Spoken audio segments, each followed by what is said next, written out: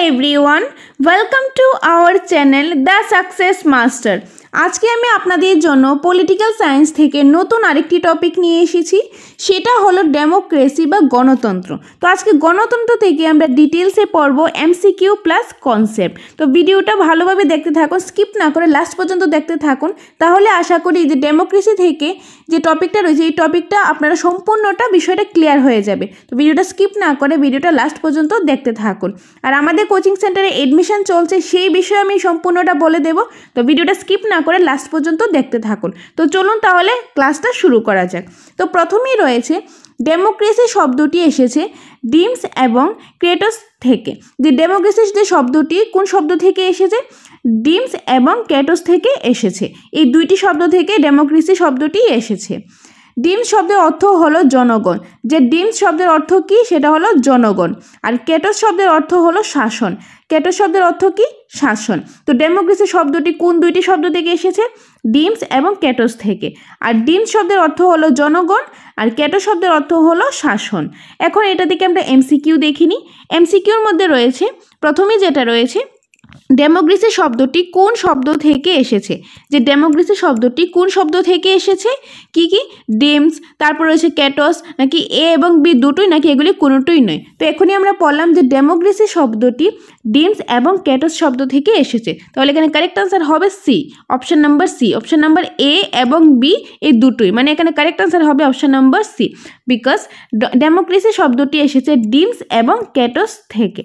ওকে, next রয়েছে 2 নম্বর, ডিমস শব্দটির অর্থ কী? ডিমস শব্দটির অর্থ কী? আমরা এখনই পড়লাম যে ডিমস শব্দটির অর্থ সেটা কি? সেটা হলো অপশন নাম্বার বি, জনগণ।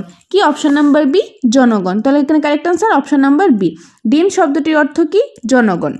নেক্সট রয়েছে 3 নম্বর, ক্রেটস শব্দের অর্থ কী? ক্রেটস শব্দের অর্থ কী? ক্রেটস শব্দের অর্থ হলো শাসন। ক্রেটস শব্দের অর্থ কি? শাসন। যেখানে তাহলে কারেক্ট আনসার কী হবে? কারেক্ট আনসার হবে অপশন নাম্বার সি হলো কারেক্ট আনসার। তারপর রয়েছে নিচের কোন বিষয়টির ওপর কোনো দেশ অর্থনৈতিক উন্নয়ন নির্ভরশীল? যে নিচের কোন বিষয়টি, যে এই বিষয়গুলি রয়েছে এই বিষয়গুলির উপর যে কোন দেশের অর্থনৈতিক উন্নয়ন নির্ভরশীল? কি কি রয়েছে? দেশের জনসংখ্যা, বিশ্ব পরিস্থিতি, অন্যান্য দেশের সহযোগিতা, নাকি এগুলি সবগুলি? তো এখানে এই তিনটাই কারেক্ট হবে, তার জন্য এখানে হবে অপশন নাম্বার ডি, এগুলি সবগুলি। তাহলে এখানে কারেক্ট আনসার কি? কারেক্ট আনসার হলো অপশন নাম্বার ডি হলো কারেক্ট আনসার, এগুলির সবগুলি। যে নিচের এই যে সবগুলি অপশানই কি? নিচের সবগুলি অপশানই যে বিষয়টির উপর কোনো দেশ অর্থনৈতিক উন্নয়ন নির্ভরশীল। কি কি?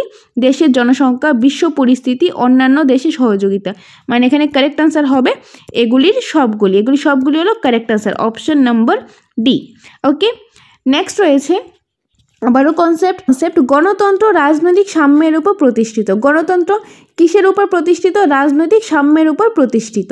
স্থানীয় সরকারের অধিক ক্ষমতা সুনিশ্চিতকরণ গণতন্ত্রের একটি সম্প্রসারগত সমস্যা। ওকে, এইটা ভালোভাবে মনে রাখবেন। এখন এটা থেকে আমরা এমসিকিউ দেখে নিই। ওকে, এমসিকিউ দেখে নিই। এমসিকিউর মধ্যে রয়েছে প্রথমে কি রয়েছে, গণতন্ত্র কোন ধরনের সাম্যের উপর প্রতিষ্ঠিত? যে গণতন্ত্র কোন ধরনের সাম্যের উপর প্রতিষ্ঠিত আমরা এখনই পড়লাম। কি কি অপশান আছে? রাজনৈতিক সাম্য, অর্থনৈতিক সাম্য, সামাজিক সাম্য, নাকি সাংস্কৃতিক সাম্য? তো এখানে কারেক্ট আনসার হবে অপশান নাম্বার এ, রাজনৈতিক সাম্য। অপশান নাম্বার এ হলো কারেক্ট আনসার। গণতন্ত্র রাজনৈতিক সাম্যের উপর প্রতিষ্ঠিত। গণতন্ত্র রাজনৈতিক সাম্যের উপর প্রতিষ্ঠিত। ওকে, নেক্সট রয়েছে নিচের কোনটি গণতন্ত্রের ইতিবাচক দিক? যে নিচের কোনটি গণতন্ত্রের ইতিবাচক দিক? কি কি রয়েছে? সামাজিক প্রভেদ মীমাংসার সামর্থ্য, সামাজিক বিভাজন মীমাংসার সামর্থ্য, নাকি সামাজিক দ্বন্দ্ব মীমাংসার সামর্থ্য, এগুলি সবগুলি। তো এখানে কারেক্ট আনসার হবে এগুলি সবগুলি, অপশন নাম্বার ডি হলো কারেক্ট আনসার। কারণ এই তিনোটা অপশানে কি? তিনোটাই হলো যে গণতন্ত্রের ইতিবাচক দিক। সামাজিক প্রভেদ মীমাংসার সামর্থ্য, সামাজিক বিভাজন মীমাংসার সামর্থ্য, সামাজিক দ্বন্দ্ব মীমাংসার সামর্থ্য, এগুলি সবগুলি। তো এই তিনটেই হলো কারেক্ট আনসার, তার জন্য এটা হবে কি? এগুলি সবগুলি হলো correct answer, option number D. Next, নিচের কোনটি বর্তমান বিশ্বে গণতান্ত্রিক দেশসমূহের বৈশিষ্ট্য? যে নিচের কোনটি বর্তমান বিশ্বের গণতান্ত্রিক দেশসমূহের বৈশিষ্ট্য? কি রয়েছে? প্রথাগত সংবিধান, নিয়মিত নির্বাচন অনুষ্ঠান, রাজনৈতিক দলের অস্তিত্ব এবং নাগরিক অধিকারের স্বীকৃতি, নাকি এগুলি সবগুলি? তো এখানেও কারেক্ট আনসার হবে এগুলি সবগুলি। অপশান নম্বর ডি হলো কারেক্ট আনসার, এগুলির সবগুলি। এগুলি সবগুলি কি? বর্তমান বিশ্বের গণতান্ত্রিক দেশসমূহের বৈশিষ্ট্য। কি? প্রথাগত সংবিধান, নিয়মিত নির্বাচন অনুষ্ঠান, রাজনৈতিক দলের অস্তিত্ব এবং নাগরিক অধিকারের স্বীকৃতি। এই তিনটাই হলো কারেক্ট আনসার। তার জন্য এখানে কী হবে? অপশান নাম্বার ডি হলো কারেক্ট আনসার, এগুলির সবগুলি। নেক্সট, প্রদত্ত কোন বিষয়টি গণতান্ত্রিক শাসন ব্যবস্থার সমস্যা? যে প্রদত্ত কোন বিষয়টি গণতান্ত্রিক শাসন ব্যবস্থার সমস্যা? কি রয়েছে? দুর্নীতিপরায়ণ নেতা, সাম্প্রদায়িকতা, অশিক্ষিত নাগরিক, এগুলি সবগুলি। তো এখানে কারেক্ট আনসার হবে অপশান নাম্বার ডি, এগুলি সবগুলি। অপশান নাম্বার ডি হলো কারেক্ট আনসার, এগুলি সবগুলি। দুর্নীতিপরায়ণতা নেতা, সাম্প্রদায়িকতা। নেক্সট 9 নম্বর, গণতান্ত্রিক সংস্কার প্রধানত সম্পাদন হয়। যে গণতান্ত্রিক সংস্কার প্রধানত সম্পন্ন হয় রাজনৈতিক কার্যকলাপ ও রাজনৈতিক দলের দ্বারা, আন্দোলনের দ্বারা, রাজনৈতিকভাবে সচেতন নাগরিকের দ্বারা, এগুলি সবগুলি। তো এখানে কারেক্ট আনসার হবে এগুলি সবগুলি। ডি নাম্বার হলো কারেক্ট আনসার, এগুলির সবগুলি, এগুলি সবগুলি। ওকে, নেক্সট, প্রদত্ত কোন বিষয়টি গণতন্ত্রের সমস্যা বা হুমকি? যে প্রদত্ত এখানে যে অপশনগুলি রয়েছে তার মধ্যে কোন বিষয়টি গণতন্ত্রের সমস্যা বা হুমকি? কি রয়েছে? সম্প্রসারণগত ভিত্তিগত সমস্যা, গণতন্ত্রকে সুসংহতকরণের সমস্যা, এগুলি সবগুলি। তো এখানে কারেক্ট আনসার হবে অপশন নাম্বার ডি, এগুলি সবগুলি। অপশন নাম্বার ডি হলো কারেক্ট আনসার, এগুলি সবগুলি।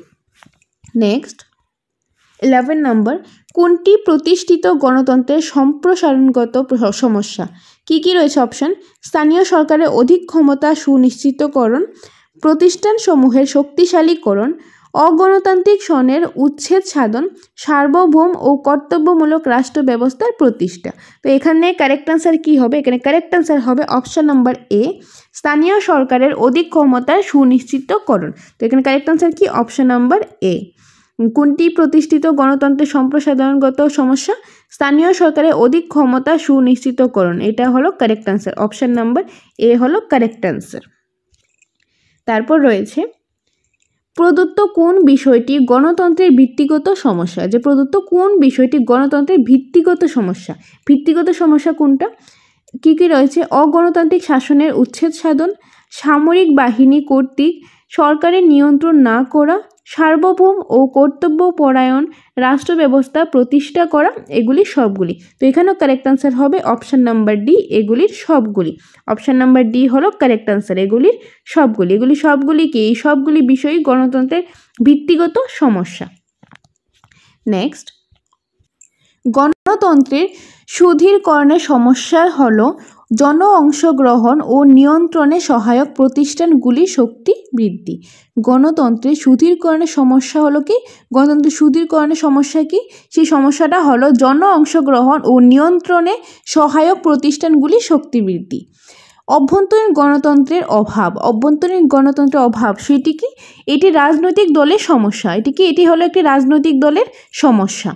নেক্সট রয়েছে এটা থেকে এমসিকিউর মধ্যে রয়েছে 13 নম্বর, গণতন্ত্রের সুদৃঢ়করণের সমস্যা কি? তো এখনই আমরা পড়লাম গণতন্ত্রের সুদৃঢ়করণের সমস্যা হলো কি অপশান রয়েছে? স্থানীয় সরকারের অধিকতর ক্ষমতা সুনিশ্চিতকরণ, জন অংশগ্রহণ ও নিয়ন্ত্রণে সহায়ক প্রতিষ্ঠানগুলি শক্তি বৃদ্ধি, অগণতান্ত্রিক সরকারের উচ্ছেদ সাধন, এগুলি কোনোটিই নয়। তো এখানে কারেক্ট আনসার কি হবে? এখানে কারেক্ট আনসার হবে অপশন নাম্বার বি, জন অংশগ্রহণ ও নিয়ন্ত্রণে সহায়ক প্রতিষ্ঠানগুলি শক্তি বৃদ্ধি। তো এটা হলো কারেক্ট আনসার, যে গণতন্ত্রের সুদৃঢ়করণের সমস্যাটা কি? জন অংশগ্রহণের ও নিয়ন্ত্রণের সহায়ক প্রতিষ্ঠানগুলি শক্তি বৃদ্ধি। অপশন নাম্বার বি হলো correct answer, option number B. Next রয়েছে 14 নম্বর, অভ্যন্তরীণ গণতন্ত্রের অভাব এটি নিজের কোনটি সমস্যা? যে অভ্যন্তরীণ গণতন্ত্রের যে প্রভাবটা এটি নিজের কোনটি সমস্যা? কি রয়েছে? রাজনৈতিক দলের, রাষ্ট্রের, আইনসভার, এগুলির কোনোটিই নয়। তো এখানে কারেক্ট আনসার হবে কি? রাজনৈতিক দলের। অপশন নাম্বার এ হলো কারেক্ট আনসার, রাজনৈতিক দলের। আভ্যন্তরীণ গণতন্ত্রের অভাব এটি হলো কি? রাজনৈতিক দলের সমস্যা। এটি কার সমস্যা? রাজনৈতিক দলের সমস্যা। নেক্সট রয়েছে concept no party no democracy কথাটি বলেছেন কে? কথাটি বলেছেন মনরো। যে নো পার্টি নো ডেমোক্রেসি কথাটি কে বলেছেন? কথাটি বলেছেন মনরো। নেক্সট, যেখানে বিরোধী দল নেই সেখানে গণতন্ত্র নেই।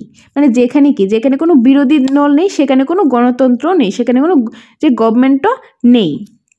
কথাটি বলেছেন কে? কথাটি বলেছেন আইভর জেনিংস। কে বলেছেন? আইভর জেনিংস। যে যেখানে বিরোধী দল নেই সেখানে গণতন্ত্র নেই, কথাটি বলেছেন আইভর জেনিংস। এখন এটা থেকে আমরা এমসিকিউ দেখে নিই। এমসিকিউর মধ্যে রয়েছে নো পার্টি নো ডেমোক্রেসি কথাটা কে বলেছেন? যে আমরা এখনই পড়লাম কি, মনরো। মনরো কথাটা বলেছেন, মানে অপশান নাম্বার বি হলো correct answer, option number B. No party no democracy, no party no democracy কথাটা বলেছেন কে? কথাটা বলেছেন Monroe. Okay, option number B. Next, যেখানে বিরোধী দল নেই সেখানে গণতন্ত্র নেই। যে যেখানে কি বিরোধী দল নেই সেখানে গণতন্ত্র নেই কথাটা কে বলেছেন? কথাটা বলেছেন আইভর জেনিংস। তাহলে এখানে কারেক্ট আনসার হলো অপশান নাম্বার ডি, যে Ivor Jennings, option number D correct answer. Next, গণতন্ত্র হলো এমন এক ধরনের সরকার যেখানে প্রত্যেকের অংশীদারিত্ব থাকে, একথা বলেছেন কে? সিলি। একথা কে বলেছেন? সিলি। যে গণতন্ত্র হলো এমন এক ধরনের সরকার যেখানে প্রত্যেকের অংশীদারি থাকে, একথা বলেছেন কে? একথা বলেছেন সিলি। সিলি। ওকে, এই কথা কে বলেছেন? সিলি। গণতন্ত্র হলো দ্য পোরেস্ট, দ্য মোস্ট এরোগেন্ট, তারপর হচ্ছে কি দ্য মোস্ট ইনকেপেবল গভর্নমেন্ট। এই কথা কে বলেছেন? লেকি। কথাটা কে বলেছেন? লেকি। নেক্সট, এটা থেকে এখন এমসিকিউ দেখিনি। এমসিকিউর মধ্যে কি রয়েছে? গণতন্ত্র হলো এমন এক ধরনের সরকার যেখানে প্রত্যেকের অংশীদারিত্ব থাকে, কথাটি কে বলেছেন? এই কথাটি বলেছেন সিলি। অপশান নাম্বার বি হলো correct answer, option number B Seeley. Seeley হলো কারেক্ট আনসার। সিলি বলেছিলেন যে গণতন্ত্র হলো এমন এক ধরনের সরকার যেখানে প্রত্যেকের অংশীদারিত্ব থাকে। তারপর রয়েছে 18 নম্বর, কে বলেছেন গণতন্ত্র হলো the poorest, the most ignorant, the most incapable government. এই কথাটা কে বলেছেন? এই কথাটা বলেছেন লেকি। অপশান নাম্বার বি হলো correct answer, option number B. কথাটা কে বলেছেন? কথাটা বলেছেন লেকি। লেকি কি বলেছেন? গণতন্ত্র যে গভর্নমেন্টটা সেটা কি? সেটা হলো the poorest, the most ignorant, the most incapable government. সেটা কে বলেছেন? লেকি। লেকি। লেকি। কথাটা কে বলেছেন? লেকি। নেক্সট রয়েছে, সুইজারল্যান্ডে প্রত্যক্ষ গণতান্ত্রিক ব্যবস্থা বর্তমানে প্রচলিত আছে। সুইজারল্যান্ডে কি? সুইজারল্যান্ডে প্রত্যক্ষ গণতান্ত্রিক ব্যবস্থা বর্তমানে প্রচলিত আছে। কোনো বিশেষ বিষয়ে সিদ্ধান্ত গ্রহণের জন্য বিষয়টিকে জনগণের কাছে পেশ করাকে বলা হয় গণভোট। গণভোট কাকে বলা হয়? কোনো বিশেষ বিষয়ে সিদ্ধান্ত গ্রহণের জন্য যে বিষয়টিকে জনগণের কাছে পেশ করা হয় তাকে বলা হয় গণভোট। এখন এটা থেকে আমরা এমসিকিউ দেখে নেব। এমসিকিউর মধ্যে রয়েছে কি? এমসিকিউর মধ্যে প্রথমেই রয়েছে, নিচের কোথায় প্রত্যক্ষ গণতান্ত্রিক ব্যবস্থা বর্তমানে প্রচলিত আছে? যে নিচের কোথায় প্রত্যক্ষ গণতান্ত্রিক ব্যবস্থা বর্তমানে প্রচলিত আছে? কি কি অপশন রয়েছে? ভারত, মার্কিন যুক্তরাষ্ট্র, সুইজারল্যান্ড, গ্রেট ব্রিটেন। তো এখানে কী হবে কারেক্ট আনসার? কারেক্ট আনসার হবে অপশন নাম্বার সি হলো correct answer, Switzerland. Switzerland is the correct answer, option number C. নিচে যে সুইজারল্যান্ডে প্রত্যক্ষ গণতান্ত্রিক ব্যবস্থা বর্তমানে প্রচলিত আছে। 20, নিচের কোনটি সুইজারল্যান্ডে প্রচলিত আছে? যে নিচের নিচে কোনটি সুইজারল্যান্ডে প্রচলিত আছে? কি কি? গণভোট, গণ উদ্যোগ, গণসমাবেশ। এই তিনটেই সুইজারল্যান্ডে প্রচলিত আছে। তার জন্য এখানে কারেক্ট আনসার হবে এগুলির সবগুলি, অপশন নাম্বার ডি এগুলির সবগুলি। এটা হলো কারেক্ট আনসার। 21, নিচের কোনটি প্রত্যক্ষ গণতান্ত্রিক নিয়ন্ত্রণ ব্যবস্থার কৌশল? যে নিচের কোনটি প্রত্যক্ষ গণতান্ত্রিক নিয়ন্ত্রণ ব্যবস্থার কৌশল? কি কি রয়েছে? গণভোট, গণ উদ্যোগ ও গণ অভিমত, পদচ্যুতি, এগুলি সবগুলি। তো এখানে কারেক্ট আনসার হবে অপশন নাম্বার ডি এগুলির সবগুলি, অপশন নাম্বার ডি। এই তিনটা অপশানে কি কারেক্ট? তিনটা অপশানে কি প্রত্যক্ষ গণতান্ত্রিক নিয়ন্ত্রণ ব্যবস্থার কৌশল। এখানে কারেক্ট আনসার হবে এগুলির সবগুলি, অপশন নাম্বার ডি। নেক্সট 22, কোনো বিশেষ বিষয়ে সিদ্ধান্ত গ্রহণের জন্য বিষয়টিকে জনগণের কাছে পেশ করাকে কি বলা হয়? জনগণের কাছে পেশ করাকে কি বলা হয়? গণভোট। কি বলা হয়? গণভোট। অপশন নাম্বার এ হলো কারেক্ট আনসার, গণভোট। ওকে, নেক্সট রয়েছে যে ভোটাধিগণ যখন নিজেরাই কোনো বিষয়ে আইন প্রণয়নের উদ্যোগী হয় তখন তাকে বলা হয় গণ উদ্যোগ। তো গণ উদ্যোগ কাকে বলা হয়? যখন ভোটদাতাগণ, যারা ভোট দেবেন, ভোটদাতাগণ যখন নিজেরাই কোনো বিষয়ে আইন প্রণয়নের উদ্যোগী হয় তখন তাকে বলা হয় গণ উদ্যোগ। জনগণের সিদ্ধান্ত জানানোর জন্য কোনো বিষয়কে জনসম্মুখে উপস্থাপিত করা হলে তাকে কি বলা হয়? গণ অভিমত। তো গণ উদ্যোগ কি, গণ অভিমত কি বুঝতে পেরেছেন আশা করি। প্রথমে যেটা রয়েছে গণ উদ্যোগ, সেটা কি? সেটা হলো ভোটদাতাগণ যখন নিজেরাই কোনো বিষয়ে আইন প্রণয়নে উদ্যোগী হয় তখন তাকে গণ উদ্যোগ বলা হয়। আর গণ অভিমত কি? জনগণের সিদ্ধান্ত জানানোর জন্য কোনো বিষয়কে জনসম্মুখে উপস্থাপিত করা হয় তাকে বলা হয় গণ অভিমত। দুইটার মধ্যে ডিফারেন্স আছে, সেটা ভালোভাবে পরে দেখে নেবেন। ওকে, এখন এটা থেকে আমরা এমসিকিউ দেখে নিই। এমসিকিউর মধ্যে প্রথমেই রয়েছে কি? ভোটদাতাগণ যখনই নিজেরাই কোনো বিষয়ে আইন প্রণয়নে উদ্যোগী হয় তখন তাকে কি বলা হয়? যে ভোটদাতাগণ যখন নিজেরাই কোনো বিষয়ে কি আইন প্রণয়নে উদ্যোগী হয় তখন তাকে কি বলা হয়? গণ উদ্যোগ। অপশন নাম্বার বি হলো কারেক্ট আনসার, গণ উদ্যোগ, অপশন নাম্বার বি। নেক্সট 24 নম্বর, জনগণের সিদ্ধান্ত জানানোর জন্য কোন বিষয়ে জনসমক্ষে উপস্থাপিত করা হয়? তো এখানে কারেক্ট আনসার কি হবে? এখানে কারেক্ট আনসার হবে গণ অভিমত। অপশন নাম্বার ডি হলো কারেক্ট আনসার, গণ অভিমত, অপশন নাম্বার ডি। তারপর রয়েছে নির্দিষ্ট কার্যকাল শেষ হবার পূর্বে নির্বাচিত প্রতিনিধিগণকে তাদের পদ থেকে অপসারণ করা হয়, তাকে কি বলা হয়? তাকে বলা হয় পদচ্যুতি। পদচ্যুতি যে নির্দিষ্ট কাল ধরুন টাইম আছে 5 বছর, 5 বছরের আগেই যদি কোনো প্রতিনিধিগণকে তার পদ থেকে, তার পোস্ট থেকে যদি সরিয়ে দেওয়া হয় তখন তাকে কি বলা হয়? তখন তাকে বলা হয় পদচ্যুতি। ওকে, কি বলা হয়? পদচ্যুতি। জনগণের শাসন হলো গণতন্ত্রের শাসন ব্যবস্থার বৈশিষ্ট্য। যে জনগণের শাসন কি? জনগণের শাসন হলো গণতন্ত্র শাসন ব্যবস্থার বৈশিষ্ট্য। নেক্সট, নির্দিষ্ট কার্যকাল শেষ হবার পূর্বে নির্বাচিত প্রতিনিধিগণ তাদের পদ থেকে অপসারণ করাকে কি বলা হয়? কি বলা হয়? পদচ্যুতি। এখনই আমরা পড়লাম পদচ্যুতি। এখানে correct answer option number D হলো কারেক্ট আনসার, পদচ্যুতি। নেক্সট, তারপর রয়েছে 26 নম্বর, জনগণের শাসন কোন ধরনের শাসন ব্যবস্থার বৈশিষ্ট্য? জনগণের শাসন কোন ধরনের শাসন ব্যবস্থার বৈশিষ্ট্য? কি কি রয়েছে? গণতন্ত্র, রাজতন্ত্র, অভিজাততন্ত্র, ধনিকতন্ত্র। তো এখানে কি হবে? এখানে কারেক্ট আনসার হবে অপশন নাম্বার এ, গণতন্ত্র। অপশন নাম্বার এ, গণতন্ত্র। জনগণের শাসন কোন ধরনের শাসন ব্যবস্থার বৈশিষ্ট্য? গণতন্ত্রের। অপশন নাম্বার এ হলো কারেক্ট আনসার। তারপর রয়েছে ভারতের স্বাধীনতার সময় আজ থেকে প্রায় গণতান্ত্রিক ব্যবস্থা বিদ্যমান। ভারতের স্বাধীনতার সময় থেকে আজ পর্যন্ত কি গণতান্ত্রিক ব্যবস্থা বিদ্যমান? ব্যক্তির মর্যাদা রক্ষণাবেক্ষণ ও বিকাশের ক্ষেত্রে গণতন্ত্র শাসন ব্যবস্থা অধিকতর কাম্য। যে ব্যক্তির মর্যাদা রক্ষণাবেক্ষণ ও বিকাশের ক্ষেত্রে গণতন্ত্র শাসন ব্যবস্থা অধিকতর কাম্য। এখন এটা থেকে আমরা এমসিকিউ দেখে নিই। প্রথম আমরা কি পড়ছি? কনসেপ্ট, তারপর পড়ছি আমরা এমসিকিউ। কনসেপ্ট প্লাস এমসিকিউ পড়লে আমরা জিনিসটা ভালোভাবে বুঝতে পারবো। তো তার জন্য আমরা কীভাবে পড়বো? Concept plus MCQ. আর এই ক্লাসটা আপনারা স্কিপ না করে লাস্ট পর্যন্ত দেখতে থাকুন, তাহলে আশা করি যে এই যে চ্যাপ্টারটা রয়েছে, এই টপিকটা রয়েছে, এই টপিকটা আপনাদের ভালোভাবে ক্লিয়ার হয়ে যাবে, এটা থেকে ভালো একটা স্কোর করতে পারবেন। ওকে, তো নম্বর, ব্যক্তির মর্যাদা রক্ষণাবেক্ষণ ও বিকাশের ক্ষেত্রে কোন ধরনের শাসন ব্যবস্থা অধিকতর কাম্য? তো এখানে কী কী অপশান রয়েছে? একনায়কতন্ত্র, গণতন্ত্র, অভিজাততন্ত্র, এগুলি কোনোটিই নয়। তো এখানে কারেক্ট আনসার হবে অপশান নাম্বার বি, গণতন্ত্র। অপশান নাম্বার বি, গণতন্ত্র। ব্যক্তির মর্যাদা রক্ষণাবেক্ষণ ও বিকাশের ক্ষেত্রে যে গণতন্ত্র ধরনের শাসন ব্যবস্থা অধিকতর কাম্য। নেক্সট রয়েছে নিচের কোনটি গণতান্ত্রিক শাসন ব্যবস্থার ব্যর্থতার কারণ? নিচের কোনটি গণতান্ত্রিক শাসন ব্যবস্থার ব্যর্থতার কারণ? কি কি রয়েছে? দুর্নীতি, অর্থনৈতিক অসাম্য, নিরক্ষরতা, এগুলি সবগুলি। তো এখানে কারেক্ট আনসার হবে অপশান নাম্বার ডি, এগুলির সবগুলি। দুর্নীতি, অর্থনৈতিক অসাম্য, নিরক্ষরতা, এগুলি সবগুলি হলো কারেক্ট আনসার। এগুলি সবগুলি গণতান্ত্রিক শাসন ব্যবস্থার ব্যর্থতার কারণ। ওকে, অপশান নাম্বার ডি হলো কারেক্ট আনসার। নেক্সট 30 নম্বর, গণতান্ত্রিক শাসন ব্যবস্থা জনগণের নিকট কাম্য।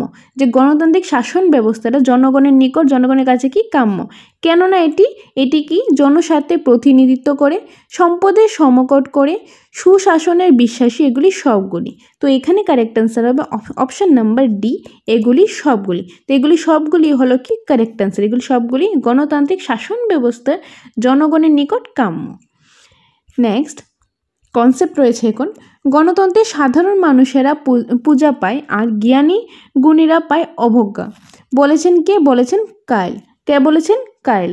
তারপর কায়েল গণতন্ত্রকে সর্বাপেক্ষা দরিদ্র, অজ্ঞ ও অযোগ্য ব্যক্তি শাসন বলেছেন। ওকে, তো কায়েল কি বলেছেন? গণতন্ত্রকে সর্বাপেক্ষা দরিদ্র, অজ্ঞ ও অযোগ্য ব্যক্তি শাসন বলেছেন। এখন এটা থেকে আমরা কি দেখে নেব? এমসিকিউ। ওকে, এমসিকিউর মধ্যে রয়েছে 31 নম্বর, গণতন্ত্রে সাধারণ মানুষেরা পূজা পায় আর জ্ঞানী গুণীরা পায় অবজ্ঞা। এই কথাটি কে বলেছেন? এই কথাটি কে বলেছেন? Option number D, কায়েল। এই কথাটি কে বলেছেন? কায়েল।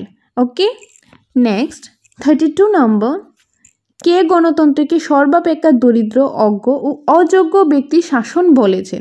যে কে গণতন্ত্রকে সর্বাপেক্ষা দরিদ্র, অজ্ঞ ও অযোগ্য ব্যক্তি শাসন বলেছেন? কে বলেছেন? কায়েল। অপশন নাম্বার বি হলো correct answer, option number B. Okay, ভালোভাবে জিনিসটি পড়বেন। তারপর রয়েছে প্রাচীন গ্রিসে গণতন্ত্র। প্রাচীন গ্রিসে গণতন্ত্র শব্দটি প্রথম প্রয়োগ হয়। যে এই শব্দটি প্রথম কোথায় প্রয়োগ হয়? প্রাচীন গ্রিসে। যে গণতন্ত্র যে শব্দটি রয়েছে এটি প্রথম প্রয়োগ হয়। গণতন্ত্র হলো সংখ্যাগরিষ্ঠের শাসন। গণতন্ত্র কি? গণতন্ত্র হলো সংখ্যাগরিষ্ঠের শাসন। এখন এটা থেকে এমসিকিউ দেখিনি। এমসিকিউর মধ্যে রয়েছে প্রথমেই কি, কোথায় গণতন্ত্রের শব্দটি প্রথম প্রয়োগ হয়? যে গণতন্ত্র যে শব্দটি রয়েছে প্রথম কোথায় প্রয়োগ হয়? কি হবে? প্রাচীন গ্রিসে। অপশন নাম্বার এ হলো কারেক্ট আনসার, অপশন নাম্বার এ, প্রাচীন গ্রিসে গণতন্ত্র শব্দটি প্রথম প্রয়োগ হয়। তারপর রয়েছে গণতন্ত্র হলো, গণতন্ত্র কি? গণতন্ত্র হলো একজনের শাসন, একটি দলের শাসন, মুষ্টিমেয় শাসন, সংখ্যাগরিষ্ঠ শাসন। তো এখানে কারেক্ট আনসার কি হবে? কি হবে এখানে কারেক্ট আনসার? এখানে কারেক্ট আনসার হবে অপশন নাম্বার ডি, সংখ্যাগরিষ্ঠ শাসন। অপশন নাম্বার ডি, সংখ্যাগরিষ্ঠ শাসন। গণতন্ত্র হলো সংখ্যাগরিষ্ঠ শাসন, অপশন নাম্বার ডি।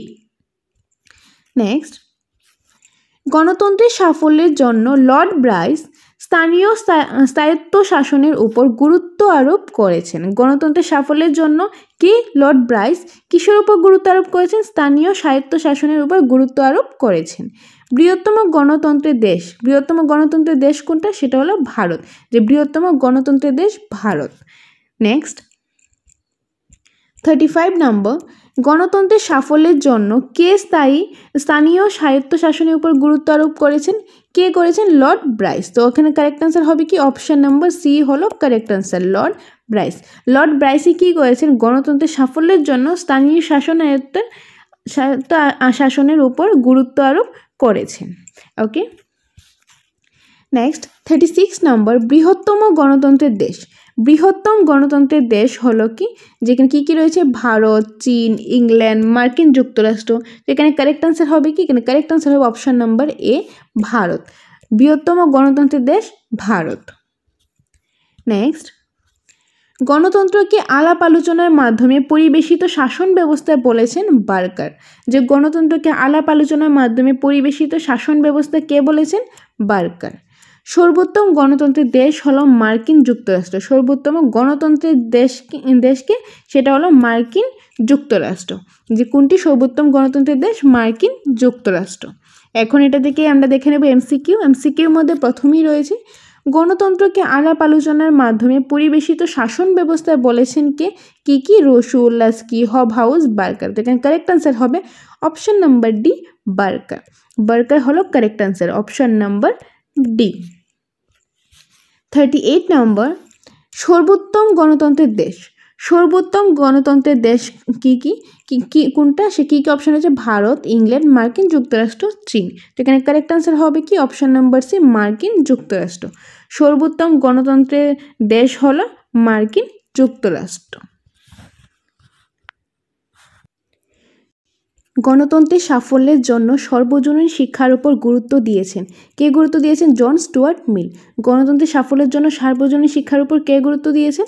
জন স্টুয়ার্ট মিল। অর্থনৈতিক গণতন্ত্র ছাড়া রাজনৈতিক গণতন্ত্র অর্থহীন।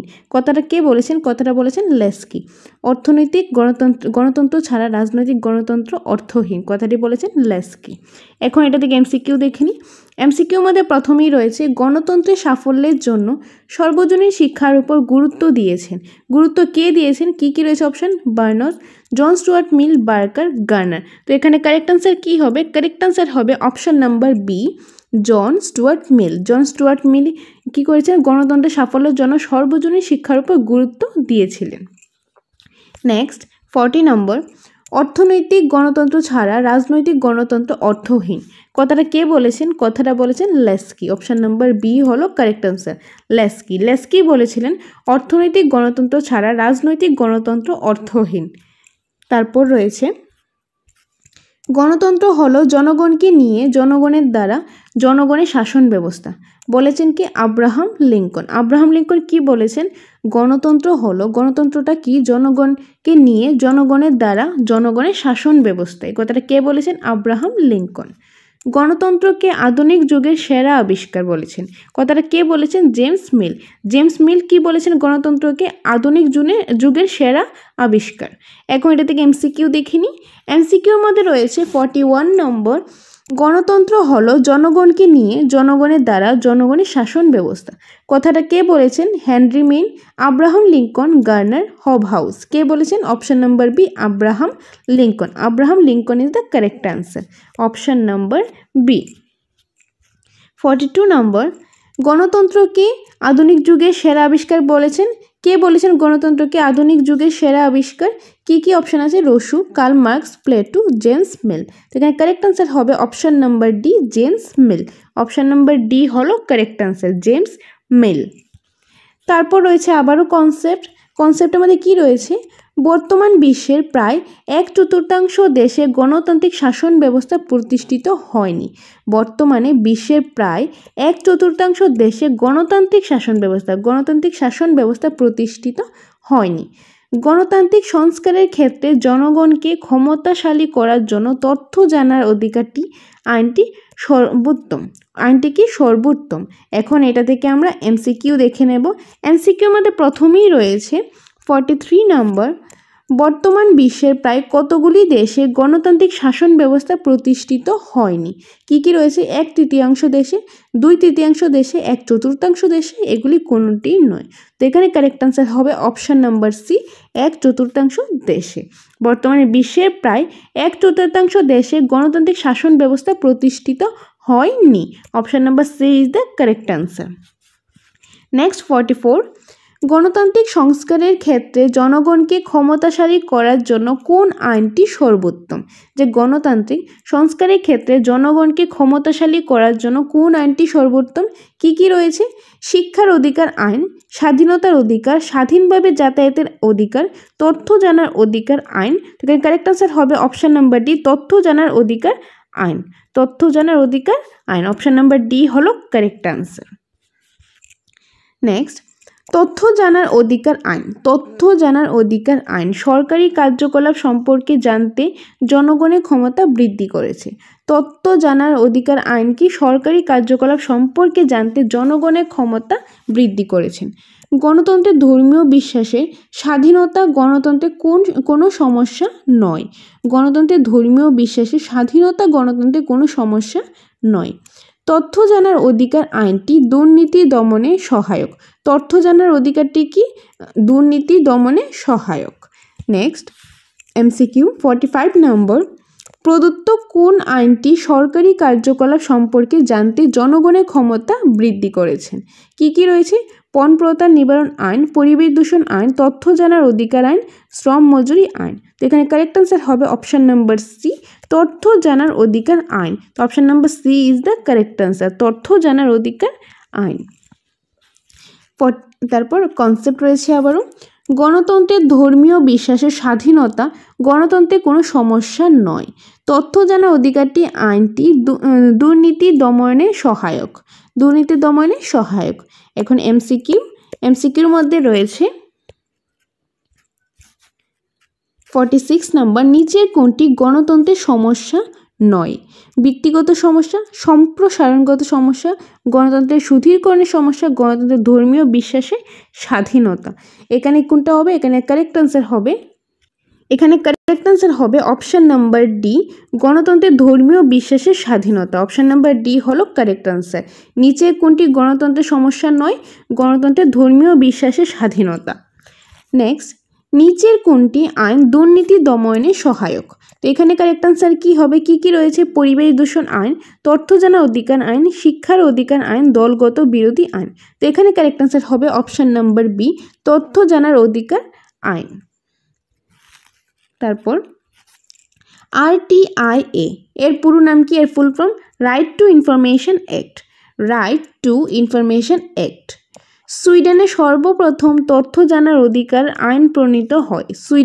সুইডেনে সর্বপ্রথম তথ্য জানার অধিকার আইন প্রণীত হয়। এমসিকিউর মধ্যে রয়েছে RTIA এর পুরো নাম কি? এর পুরো নাম হলো right to information act. Right to information act. তো option number A is the correct answer. Option number A.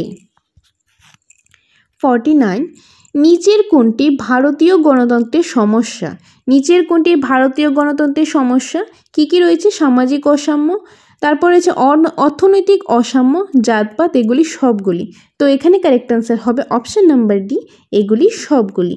Option number D is the correct answer. সামাজিক অসাম্য, অর্থনৈতিক অসাম্য, জাতপাত, এই তিনটাই হলো ভারতীয় গণতন্ত্রের সমস্যা। তার জন্য কারেক্ট আনসার হলো অপশন নাম্বার ডি, এগুলি সবগুলি।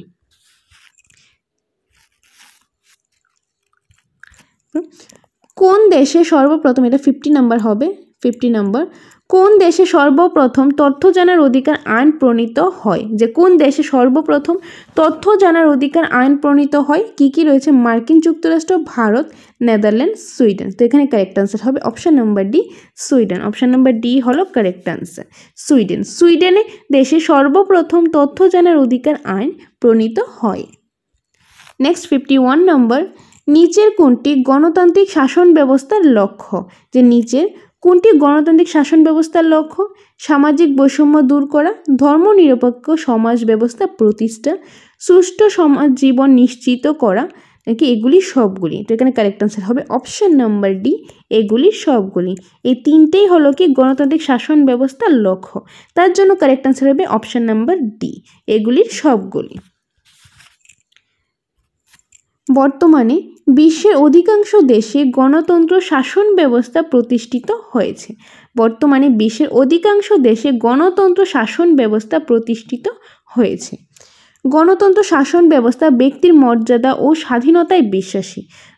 গণতন্ত্র শাসন ব্যবস্থা ব্যক্তির মর্যাদা ও স্বাধীনতায় বিশ্বাসী। এখন এটা থেকে এমসিকিউ, বর্তমানে বিশ্বের অধিকাংশ দেশে কোন ধরনের শাসন ব্যবস্থা প্রতিষ্ঠিত হয়েছে? একনায়কতন্ত্র, গণতন্ত্র, চরম রাজতন্ত্র, সামরিক শাসন। তো এখানে কারেক্ট আনসার কি হবে? এখানে কারেক্ট আনসার হবে গণতন্ত্র। Option number B is the correct answer, গণতন্ত্র।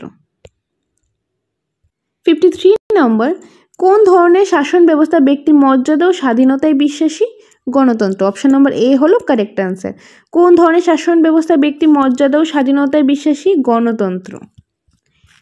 নেক্সট, গণতান্ত্রিক সরকার, যে গণতান্ত্রিক সরকার জনগণের নিকট দায়িত্বশীল থাকে। গণতান্ত্রিক সরকার কি জনগণের কাছে দায়িত্বশীল থাকে। ভোটাধিকার, যে ভোটাধিকার গণতান্ত্রিক শাসন ব্যবস্থার প্রধান বৈশিষ্ট্য। গণতান্ত্রিক শাসন ব্যবস্থার প্রধান বৈশিষ্ট্য কি? ভোটাধিকার, মানে ভোট দেওয়ার অধিকার। এখন এটা থেকে এমসিকিউ দেখে নিই। এমসিকিউর মধ্যে রয়েছে 54 নম্বর, গণতান্ত্রিক সরকার কার নিকট দায়িত্বশীল থাকে? যে গণতান্ত্রিক সরকার কার নিকট দায়িত্বশীল থাকে? জনগণের কাছে। মানে অপশন ডি হলো correct answer. Option number D is the correct answer, জনগণের কাছে। গণতান্ত্রিক সরকার জনগণের নিকট দায়িত্বশীল থাকে।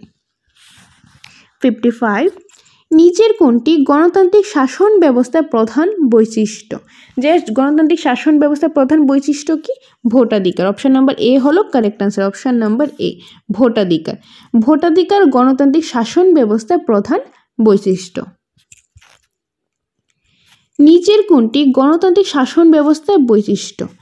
এটি রাজনৈতিক সমতার উপর প্রতিষ্ঠিত, প্রতিনিধি নির্বাচনের ক্ষেত্রে সকল জনগণের সমান ভূমিকা, এটি অর্থনৈতিক অসমতা দূর করে, নাকি এগুলি সবগুলি? তো কারেক্ট আনসার এগুলি সবগুলি। এই সবগুলি কি? এই সবগুলি হলো গণতান্ত্রিক শাসন ব্যবস্থার বৈশিষ্ট্য। তো কারেক্ট আনসার হলো option number D. So option number D is the correct answer, এগুলি সবগুলি।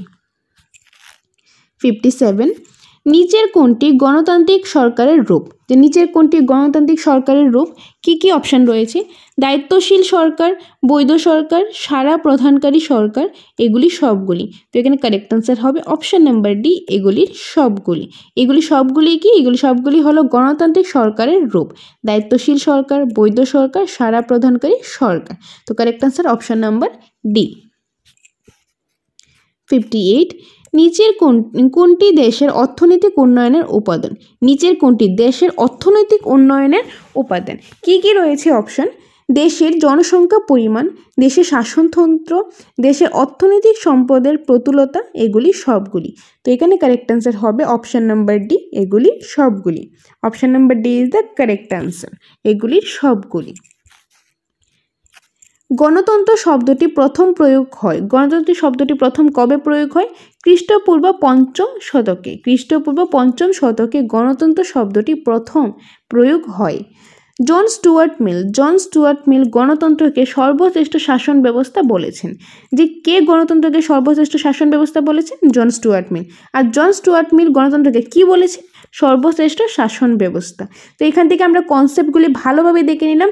এখন কনসেপ্ট থেকে ঘুরিয়ে ফিরে যেভাবে কোশ্চেন আসুক আমরা অবশ্যই আনসার করতে পারবো। তো টপিকটা ভালোভাবে পড়ে নেবেন, কারণ এটা থেকে 1 নাম্বার অবশ্যই আপনারা পেয়ে যাবেন।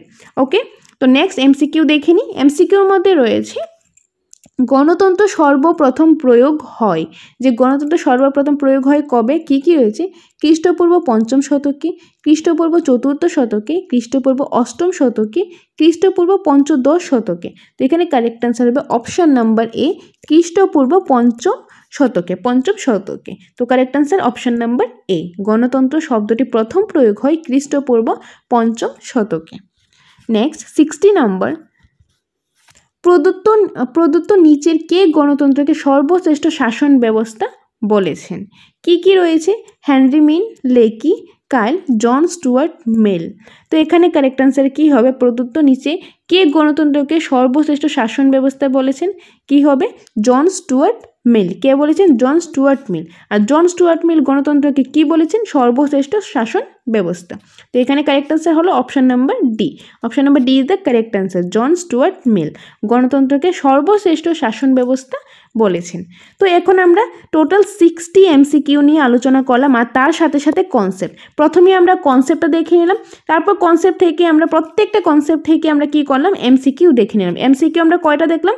60 এমসিকিউ নিয়ে আমরা আলোচনা করলাম। এখন আমরা এই টপিকটা থেকে আরও ডিটেলসে আমরা জেনে নেব, কনসেপ্টটা আমরা ভালোভাবে বুঝে নেব।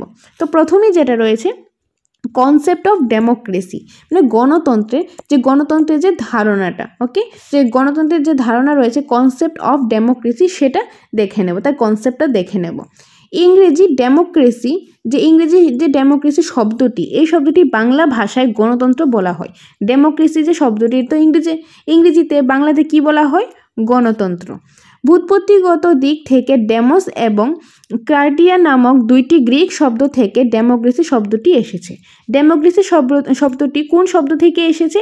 যে গ্রিক শব্দ ডেমোস এবং ক্রাটিয়া থেকে এসেছে। দুইটা শব্দ থেকে এসেছে, দুইটাই গ্রিক শব্দ, একটা হলো ডেমোস আর একটা হলো ক্রাটিয়া। ওকে, এখন ডেমোস কথার অর্থ হলো জনগণ, আর কার্টিয়া শব্দের অর্থ হলো কি? শক্তি। তার অর্থ সুতরাং ডেমোক্রেসি বলতে বোঝায় জনগণের শক্তি বা পাওয়ার অফ দ্য পিপল, মানে কি জনগণের শক্তিকে বোঝানো হয়। গ্রিক দার্শনিক এরিস্টটল গণতন্ত্রকে কি বলেছেন? A government of the many বলে অভিহিত করেন। তো এখানে কনসেপ্ট অফ ডেমোক্রেসির মধ্যে বেসিক্যালি কি বলেছেন? যে ইংরেজি ডেমোক্রেসি শব্দটি, যে বাংলাতে এটাকে বলা হয় গণতন্ত্র, আর এই যে ভূৎপত্তিগত দিক থেকে যে ডেমোস এবং ক্রাটিয়া, এই দুইটা কি গ্রিক শব্দ, আর এই দুইটা গ্রিক শব্দ থেকেই এসেছে ডেমোক্রেসি শব্দটা। আর এই যে ডেমোস কথাটা, এই যে প্রথম যে গ্রিক শব্দটা ডেমোস, সেটার অর্থ হলো জনগণ, আর যে ক্রাটিয়া রয়েছে এটার অর্থ হলো শক্তি। আর সুতরাং ডেমোক্রেসিটাকে একসাথে করে ডেমোক্রেসিটাকে বলা হয় জনগণের শক্তি, মানে power of the people. Greek দার্শনিক এরিস্টটল গণতন্ত্রকে কি বলেছেন? A government of the many বলে অভিহিত করেছে। তো এটা হলো কনসেপ্ট অফ ডেমোক্রেসি। আশা করি যে ডেমোক্রেসি বা গণতন্ত্রের যে ধারণাটা, যে কনসেপ্টটা, এটা আপনাদের ক্লিয়ার হয়েছে। নেক্সট, 19বিংশ শতকের মাঝামাঝি আব্রাহাম লিঙ্কন গণতন্ত্রের সংজ্ঞা দেন। যে 19বিংশ শতকের মাঝামাঝির মধ্যে কি আব্রাহাম লিঙ্কন গণতন্ত্রের একটা সংজ্ঞা দেয়। সংজ্ঞাটা কি? দেশবাসীর স্বার্থে দেশবাসীর দ্বারা দেশ শাসনকে গণতন্ত্র বলা হয়। মানে of the people, by the people, for the people. এটা কে বলেছেন? Abraham Lincoln. কখন বলেছেন? 19বিংশ শতকের মাঝামাঝি যে সময়টা, ওই সময়। এই সংজ্ঞাটি সর্বজনবিদিত। এই সংজ্ঞাটি কি? এই সংজ্ঞাটি হলো সর্বজনবিদিত। লিঙ্কন গণতন্ত্রকে প্রধানত রাজনীতি ও রাষ্ট্র শাসন সংক্রান্ত বিষয়রূপে গণ্য করেন। লিঙ্কন কি করেন? গণতন্ত্রকে প্রধানত রাজনীতি ও রাষ্ট্র শাসন সংক্রান্ত বিষয়রূপে গণ্য করেন। কিন্তু গণতন্ত্র হলো মহান আদর্শ, তাই গণতন্ত্র শুধু রাজনীতি ও শাসনতন্ত্রের মধ্যে সীমাবদ্ধ নয়। রাজনীতিবিদ দার্শনিক হেনসন গণতন্ত্রের ভিত্তি সম্পর্কে বলেন, ব্যক্তি মানুষ অন্তত সম্ভাবনার আধার। ওকে, নেক্সট রয়েছে গণতন্ত্রের আধুনিক তাৎপর্য, modern significance of the democracy. তো এখন মডার্ন সিগনিফিক্যান্স অফ ডেমোক্রেসিটা কি? আধুনিককালে গণতন্ত্রে বলতে জীবনযাত্রার বিশেষ প্রকৃতিকে বোঝায়। তো আধুনিককালে গণতন্ত্র বলতে কি বোঝায়? আধুনিককালে গণতন্ত্রে বোঝায় জীবনযাত্রার বিশেষ প্রকৃতিকে বোঝায়। জর্জ বলেন, democracy is a way of life. George কি বলেছেন? জর্জ বলেছেন democracy is a way of life. গণতন্ত্রের আধুনিক ধারণা সমাজ দর্শনের উপর ভিত্তি করে গড়ে উঠেছে। গণতন্ত্রের আধুনিক ধারণাকে সমাজ দর্শনের উপর ভিত্তি করে গড়ে উঠেছে। ফলে জীবনের সমস্ত দিকই, যেমন সামাজিক, রাজনৈতিক, বীর, নৈতিক ও অর্থনৈতিক সবইয়ের অন্তর্ভুক্ত। ওকে, তো এখানে কি বলেছেন? এখানে বলেছেন যে আধুনিককালে যে গণতন্ত্র বলতে কি বোঝায়? যে জীবনযাত্রার যে বিশেষ প্রকৃতিটা রয়েছে সেটাকে বুঝিয়েছেন। গণতন্ত্র মানে জীবনযাত্রার বিশেষ প্রকৃতিটাকে। আর জুয়ার্ট বলেছেন democracy is the way of life. Democracy is the way of life. গণতন্ত্রের আধুনিক ধারণা সমাজ দর্শনের উপর ভিত্তি করে গড়ে উঠেছে। গণতন্ত্রের যে আধুনিক ধারণাটা রয়েছে এটা কিসের উপর ভিত্তি করে গড়ে উঠেছে? সমাজ দর্শনের উপর ভিত্তি করে গড়ে উঠেছে। ফলে জীবনের সমস্ত দিকই কি, যেমন সামাজিক, রাজনৈতিক, বীর, নৈতিক ও অর্থনৈতিক সবই এর অন্তর্ভুক্ত। কিসের অন্তর্ভুক্ত? এই যে সমাজ দর্শনের অন্তর্ভুক্ত। ওকে, নেক্সট রয়েছে গণতন্ত্র কোনো স্থির বস্তু নয়। গণতন্ত্র কি? গণতন্ত্র কোনো স্থির বস্তু নয়। এটি একটি গতিশীল ধারণা।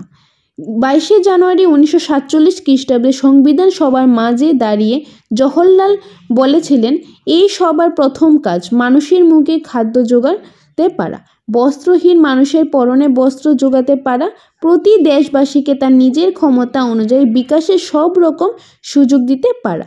এই হলো ভারতীয় গণতন্ত্রের ধারণা। তো ভারতীয় গণতন্ত্রের ধারণাটা কি? তো এখানে কি বলেছে? গণতন্ত্র কোনো স্থির বস্তু নয়, এটি একটি গতিশীল ধারণা। আর যে 22শে জানুয়ারি 1947 খ্রিস্টাব্দে সংবিধান সবার মাঝে দাঁড়িয়ে জওহরলাল নেহেরু বলেছিলেন, তিনি কি বলেছিলেন? এই যে সভাটা রয়েছে, সভাটার প্রথম কাজ কি? মেইন কাজ, সেই মেইন কাজটা হলো মানুষের মুখে খাদ্য জোগাতে পারা। তারপর বস্ত্রহীন মানুষের, যাদের কাছে বস্ত্র নেই, কাপড় চোপড় নেই, তাদেরকে বস্ত্র জোগাড় করে দেওয়া। তারপর প্রতিটি দেশবাসীকে নিজের ক্ষমতা অনুযায়ী বিকাশের সব রকম তাদের সুযোগ সুবিধা তাদেরকে দেওয়া। আর এটাই ছিল গণতন্ত্রের মেইন ধারণা। তাদের এই সবার প্রথম উদ্দেশ্য, প্রথম ধারণা ছিল এই যে দেওয়া, যাদের খাবার ছিল না তাদের খাবার জোগাড় করে দেওয়া, যাদের বস্ত্র ছিল না তাদের বস্ত্র জোগাড় করে দেওয়া, আর দেশবাসীকে তাদের ক্ষমতা অনুযায়ী সব রকম সুযোগ সুবিধা করে দেওয়া। ওকে, নেক্সট গণতন্ত্রের প্রকারভেদ। গণতন্ত্র দুই প্রকার। গণতন্ত্র কয় প্রকার? দুই প্রকার। কি কি? প্রত্যক্ষ গণতন্ত্র, পরোক্ষ গণতন্ত্র। এখন প্রত্যক্ষ গণতন্ত্র আর পরোক্ষ গণতন্ত্রটা কি সেটা এখন ডিটেলসে জেনে নিই। তো প্রথমেই রয়েছে কি? প্রত্যক্ষ গণতন্ত্র। সরাসরি যে গণতন্ত্রে জনগণ দেশের শাসন কার্যে অংশ নেয়, প্রাচীন গ্রিসে এ ধরনের শাসন ব্যবস্থা পরিলক্ষিত হয়, যা বর্তমানে বিরল। বর্তমানে সুইজারল্যান্ডে প্রত্যক্ষ গণতন্ত্র দেখা যায়। তো প্রত্যক্ষ গণতন্ত্র কি? যে সরাসরি যে গণতন্ত্র জনগণের দেশে শাসন কার্যে অংশ নিতে পারে, মানে সরাসরি জনগণ গণতন্ত্রের যে শাসন কার্যে অংশগ্রহণ করতে পারে। প্রাচীন গ্রিসে এ ধরনের শাসন ব্যবস্থা দেখা যেত, যা বর্তমানে বিরল, যা বর্তমানে এখন দেখা যায় না। কিন্তু বর্তমানে আবার সুইজারল্যান্ডে আবার এরকম প্রত্যক্ষ গণতন্ত্র দেখা যায়, যেখানে সাধারণ জনগণ তার শাসন কার্যের মধ্যে অংশ নিতে পারে। তারপর পরোক্ষ গণতন্ত্র, যে গণতন্ত্রে জনগণের প্রতিনিধি প্রেরণ করে শাসন কার্যে অংশ নেয়। বিশ্বের সকল দেশে প্রায় বর্তমানে পরোক্ষ গণতন্ত্র পরিলক্ষিত করা যায়। তো পরোক্ষ গণতন্ত্র কি? যে গণতন্ত্রে জনগণের প্রতিনিধি প্রেরণ করে শাসন কার্যে অংশ নেয়। বিশ্বের সকল দেশে প্রায় বর্তমানে পরোক্ষ গণতন্ত্র পরিলক্ষিত করা যায়। যেরকম উদাহরণ রয়েছে কিছু, ইউএসএ, ভারত, ফ্রান্স ইত্যাদি বৃহৎ রাষ্ট্র ও জনবহুল রাষ্ট্রে পরোক্ষ গণতন্ত্র দেখা যায়। যে পরোক্ষ গণতন্ত্র দেখা যায় এরকম কয়েকটি রাষ্ট্র কি কি রয়েছে? ইউএসএ, ভারত, ফ্রান্স, এগুলিতে পরোক্ষ গণতন্ত্র দেখা যায়। আর যদি বলে একটা প্রত্যক্ষ গণতন্ত্র দেখা যায়, তাহলে কি হবে? সুইজারল্যান্ডে। ওকে, আর পরোক্ষ গণতন্ত্র দেখা যায় ইউএসএ, ভারত, ফ্রান্স, আর প্রত্যক্ষ সুইজারল্যান্ডে। ওকে, নেক্সট, প্রত্যক্ষ গণতন্ত্রে কিছু গুরুত্বপূর্ণ তথ্য। যে প্রত্যক্ষ যে গণতন্ত্রটা রয়েছে তার কিছু গুরুত্বপূর্ণ তথ্য রয়েছে। কি কি রয়েছে? প্রত্যক্ষ গণতন্ত্রের দেশে জনসাধারণ তাদের মতামত ও শক্তি সরাসরি প্রয়োগ করে সরকার পরিচালনার জন্য। যে প্রত্যক্ষ গণতন্ত্রের মধ্যে কি হয়? দেশে যে জনসাধারণ রয়েছে তাদের সবার মতামত নেওয়া হয়, তাদের শক্তি সরাসরি প্রয়োগ করা হয় সরকারটা পরিচালনা করানোর জন্য। প্রত্যক্ষ গণতন্ত্রের দেশের জনসাধারণ তাদের আইন, বিভিন্ন পলিসি, সরকারি ক্ষেত্রে অধিকারী নির্বাচন করে। প্রত্যক্ষ গণতন্ত্রের মধ্যে কী করে? দেশে যে জনসাধারণ রয়েছে তাদের যে আইন রয়েছে, বিভিন্ন পলিসি রয়েছে, এবার সরকারি ক্ষেত্রে তাদের অধিকারটি নির্বাচন করা হয়। এইরকম সরকারে প্রাচীনকালে গ্রিস দেশে ছিল এবং বর্তমানে সুইজারল্যান্ডে রয়েছে। পরোক্ষ গণতন্ত্রকে আবার দুই ভাগে ভাগ করা যায়। এগুলো সংসদীয় গণতন্ত্র ও রাষ্ট্রপতি চালিত গণতন্ত্র। তো এখানে কি বলেছে? এই যে প্রত্যক্ষ গণতন্ত্রটা রয়েছে, এটা কি? এটা মানে প্রাচীনকালে, আগে গ্রিস দেশে ছিল প্রাচীনকালে, যেটা এখন নেই। এখন এটা নেই, কিন্তু বর্তমানে কোথায় আছে প্রত্যক্ষ গণতন্ত্র? সুইজারল্যান্ডে আছে। তারপর রয়েছে কি? পরোক্ষ গণতন্ত্র। পরোক্ষ গণতন্ত্রটা কি? এই যে এখান থেকে পরোক্ষ গণতন্ত্র। পরোক্ষ গণতন্ত্রের কিছু গুরুত্বপূর্ণ তথ্য। পরোক্ষ গণতন্ত্রকে আবার কি হয়? দুই ভাগে ভাগ করা যায়। কয় ভাগে? দুই ভাগে। কি কি? সংসদীয় গণতন্ত্র ও রাষ্ট্রপতি চালিত গণতন্ত্র। প্রথম দেখে নেব সংসদীয় গণতন্ত্র। সংসদীয় গণতন্ত্র উদাহরণ কি? ইংল্যান্ড এবং ভারত। সংসদীয় গণতন্ত্র উদাহরণ ইংল্যান্ড এবং ভারত। আর রাষ্ট্রপতি চালিত গণতন্ত্রের উদাহরণটা কি? ইউএসএ এবং কানাডা। তো প্রথম আমরা এখানে কি দেখলাম? প্রত্যক্ষ গণতন্ত্রের কিছু গুরুত্বপূর্ণ তথ্য। যে প্রথমেই দেখলাম যে জনসাধারণ কি করে? তাদের মতামত শক্তি সরাসরি প্রয়োগ করতে পারে কিসের জন্য? সরকার পরিচালনা করার জন্য। তারপর এটা দেখলাম যে প্রত্যক্ষ গণতন্ত্রে যে দেশের জনসাধারণ তাদের বিভিন্ন আইন, পলিসি, সরকারি ক্ষেত্রে তারা অধিকারটা নির্বাচন করতে পারেন। আর এইরকম যে প্রত্যক্ষ গণতন্ত্রটা প্রাচীনকালে গ্রিসে ছিল আর বর্তমানে সুইজারল্যান্ডে রয়েছে। তারপর এখান থেকে স্টার্ট হয়েছে কি? পরোক্ষ গণতন্ত্র। তো পরোক্ষ গণতন্ত্রকে আবার দুই ভাগে ভাগ করা যায়। একটা হলো সংসদীয় আর একটা হলো রাষ্ট্রপতি চালিত গণতন্ত্র। তো প্রথম সংসদীয় মধ্যে উদাহরণ রয়েছে ইংল্যান্ড, তারপর ভারত। আর রাষ্ট্রপতি চালিত গণতন্ত্রের মধ্যে উদাহরণ রয়েছে ইউএসএ, তারপর রয়েছে কানাডা। ওকে, নেক্সট, পরোক্ষ গণতন্ত্রের কিছু গুরুত্ব। যে এখন রয়েছে পরোক্ষ গণতন্ত্রের কিছু তথ্য। পরোক্ষ গণতন্ত্রের কিছু তথ্য। বর্তমানে বেশিরভাগ দেশেই পরোক্ষ গণতন্ত্র রয়েছে। বর্তমান বেশিরভাগ দেশেই কি গণতন্ত্র রয়েছে? পরোক্ষ গণতন্ত্র রয়েছে। পরোক্ষ গণতন্ত্র জনগণ তাদের প্রতিনিধি নির্বাচন করে আইন, সরকারের বিভিন্ন পলিসি তৈরি করার জন্য। যে পরোক্ষ গণতন্ত্র কি করে? জনগণ তাদের প্রতিনিধি নির্বাচন করে আইন এবং সরকারের বিভিন্ন পলিসি তৈরি করার জন্য। প্রত্যক্ষ গণতন্ত্রের জনগণ তাদের ভোটের মাধ্যমে প্রতিনিধি নির্বাচন করেন। ওকে, আর তাছাড়া আমরা দেখে নিলাম পরোক্ষ গণতন্ত্রের মধ্যে তাকে দুই ভাগে ভাগ করা যায়, সংসদীয় আর রাষ্ট্রপতি চালিত। সংসদীয় এক্সাম্পল দেখলাম আর রাষ্ট্রপতি চালিত এক্সাম্পলও আগের স্লাইডেই দেখলাম। নেক্সট, গণতান্ত্রিক শাসন ব্যবস্থায় বলতে যে কয়েকটি বিশেষ বিষয় মনে হয় তা হলো গণতান্ত্রিক শাসন ব্যবস্থায় সর্বাধিক মানুষের মঙ্গলই সাধনই একমাত্র লক্ষ্য। কারণ এখানে ভোটাধিকারের মাধ্যমে প্রতিনিধি নির্বাচনের সুবিধা আছে। যে গণতান্ত্রিক শাসন ব্যবস্থার মধ্যে যে এটার লক্ষ্যটা কি, এটা মানে সর্বাধিক মানুষের মঙ্গলই হলো এই সাধনে একমাত্র লক্ষ্য। কারণ এইটার মধ্যে কি করা হয়, ভোটাধিকারের মাধ্যমে প্রতিনিধি নির্বাচনের সুবিধা রয়েছে। 2 নম্বর, এই শাসন ব্যবস্থায় ন্যায় সাম্য সম্মিলিত হয়, কারণ এটি আলাপ আলোচনার মাধ্যমে পরিচালিত শাসন ব্যবস্থা। এটি কিরকম শাসন ব্যবস্থা? এটি হলো আলাপ আলোচনার মাধ্যমে পরিচালিত শাসন ব্যবস্থা।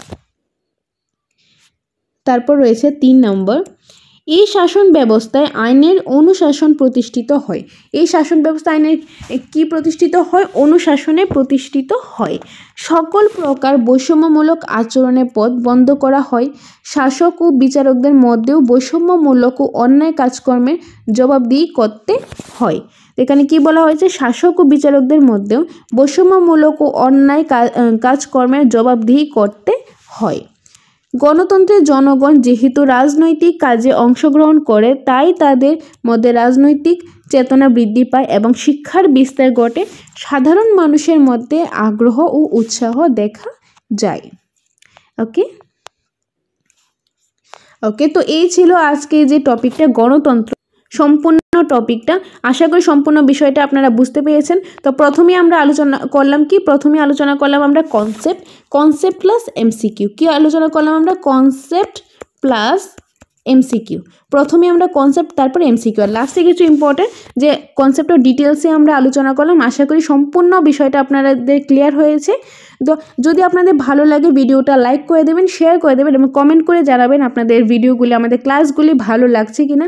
আপনাদের কমেন্টে আমরা অনেকটাই মোটিভেট হই। তো আপনারা জানাবেন, কমেন্ট করে জানাবেন কীরকম লাগছে আমাদের ক্লাসগুলি, আর আপনাদের কি ক্লাস আপনাদের ইন ফিউচার দরকার সেটাও বলবেন। আপনাদের নিড অনুসারে আমরা কিন্তু ক্লাসটা নিয়ে আসব। তো আমাদের সাথে থাকুন, পাশে থাকুন, আমরাও আপনাদের জন্য ক্লাস নিয়ে আসবো, ইম্পর্টেন্ট ক্লাস নিয়ে আসবো, ভালো ভালো ক্লাস নিয়ে আসার চেষ্টা করব।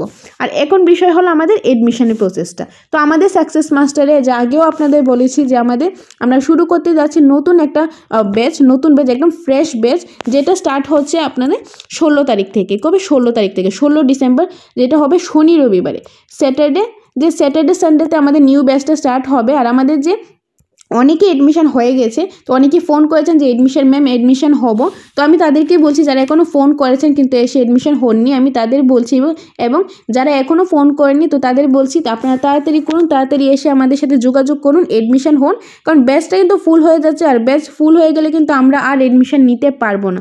আমরা একটা ব্যাচের মধ্যে যে 20 জনের বেশি, 20-22 জনের বেশি কিন্তু আমরা একটা ব্যাচে নিই না। তো তার জন্য দেরি না করে চলে আসুন আমাদের কোচিং সেন্টার সাকসেস মাস্টারে। আর আমাদের যে এডমিশন ফিসটা সেটা হলো 5,000 টাকা। সেটা কত? 5,000 টাকা। আর মান্থলি ফিস হলো 500 টাকা। আর এই প্যাকেজটার মধ্যে আপনারা পেয়ে যাবেন ফুল নোটস, যেটা আপনাদের জেরক্স করতে লাগবে না, আমরাই প্রোভাইড করব। Offline mock test plus online mock test, আর সপ্তাহে 2 দিন আপনারা ক্লাস পেয়ে যাবেন। আর এটার মধ্যে কিন্তু আমরা নোটসটা প্রোভাইড করব। আমাদের কাছে সায়েন্সেরও আছে প্লাস আর্টসেরও আছে। আপনারা যেটা চান সেটা আমাদের থেকে নোটসটা নিতে পারেন, ক্লাসটাও করতে পারেন। কিন্তু ক্লাসটা কবে হবে? শনি রবিবারে। এডমিশন প্রসেসটাও বলে দিলাম। আর তাছাড়াও যদি কোনো কিছু জানার থাকে, কোনো কনফিউশন থাকে, তাহলে আপনারা স্ক্রিনে দেওয়া নাম্বারে ফোন করতে পারেন।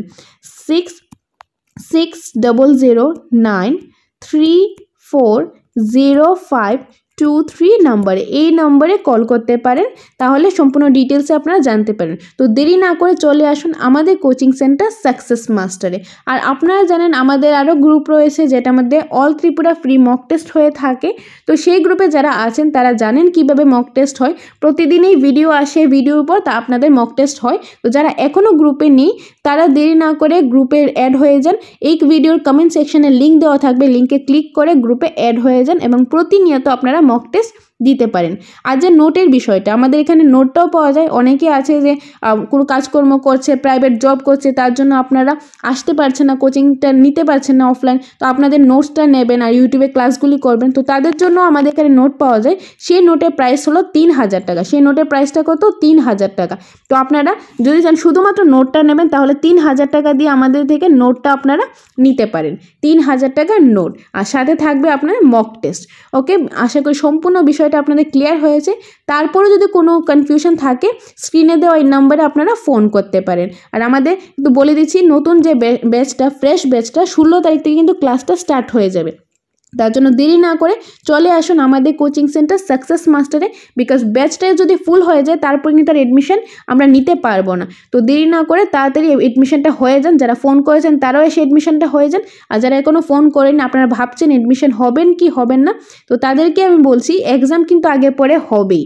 তো প্রিপারেশান তো এখন করতে লাগবে, এখন নাও সামনে বছর করতে লাগবেই। তো তার জন্য তার থেকে ভালো আগে আগে আপনারা প্রিপারেশানটা নিয়ে রাখুন, কারণ এক্সাম কবে হয় সেটা কিন্তু বলা যায় না।